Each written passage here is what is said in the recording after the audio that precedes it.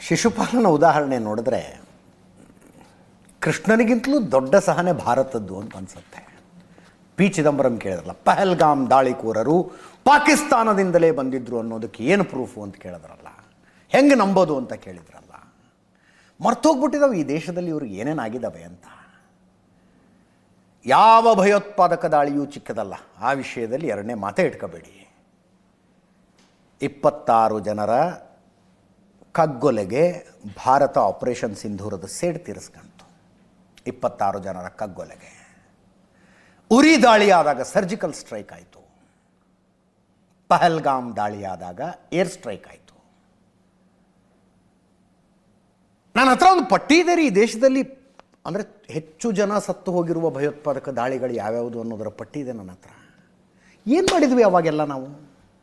What did we do as a nation? ಒಂದು ದೇಶವಾಗಿ ಏನು ಮಾಡಿದ್ವಿ ನಾವು? ಸ್ಟ್ರಾಟಜಿಕಲ್ ರೀಸ್ಟ್ರೇನ್ ಅನ್ನುವ ಅಸಹ್ಯಕರ ಶಬ್ದವೊಂದನ್ನು ಇಟ್ಕೊಂಡಿತ್ತು ಭಾರತ.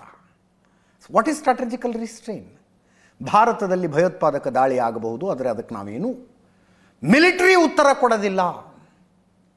ಭಯೋತ್ಪಾದಕರು ಬರ್ತಾರೆ, ಬಾಂಬ್ ಹಾಕ್ತಾರೆ, ಹೋಗ್ತಾರಪ್ಪ.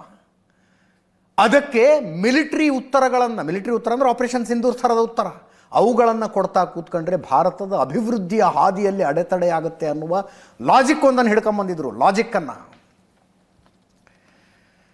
11th July 2006 ಮುಂಬೈನಲ್ಲಿ 7 ಟ್ರೇನ್ಗಳಲ್ಲಿ ಬಾಂಬ್ ಬಿಟ್ಟಾಗ 209 ಜನ ಸತ್ತು ಹೋದರು. 209 ಜನ ಒಂದೇ ದಿವಸ, ಒಂದೇ ಸಲಕ್ಕಾದ 7 ಬಾಂಬ್ ದಾಳಿಗಳಲ್ಲಿ. ಏನು ಉತ್ತರ ಕೊಡ್ತು ಭಾರತ ಇದಕ್ಕೆ? ಏನು ಉತ್ತರ ಕೊಡ್ತು? 26/11 ಅಟ್ಯಾಕ್, 171 ಜನ ಸತ್ತು ಹೋದರು ಅದೇ ಮುಂಬೈಯಲ್ಲಿ 2 ವರ್ಷಗಳ ಅಂತರದಲ್ಲಿ. ಏನು ಉತ್ತರ ಕೊಡ್ತು ಭಾರತ ಇದಕ್ಕೆ?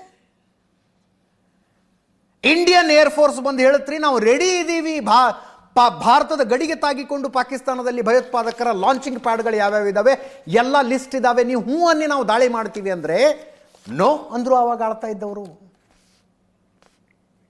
ಅಧಿಕೃತವಾಗಿ ಸರ್ಕಾರದ ಮುಂದೆ ಏರ್ಫೋರ್ಸ್ನಿಂದ ಬಂದಂಥ ಪ್ರಪೋಸಲ್ ಎತ್ತಿ ಪಕ್ಕಕ್ಕೆ ಇಟ್ಟುಬಿಟ್ರಿ.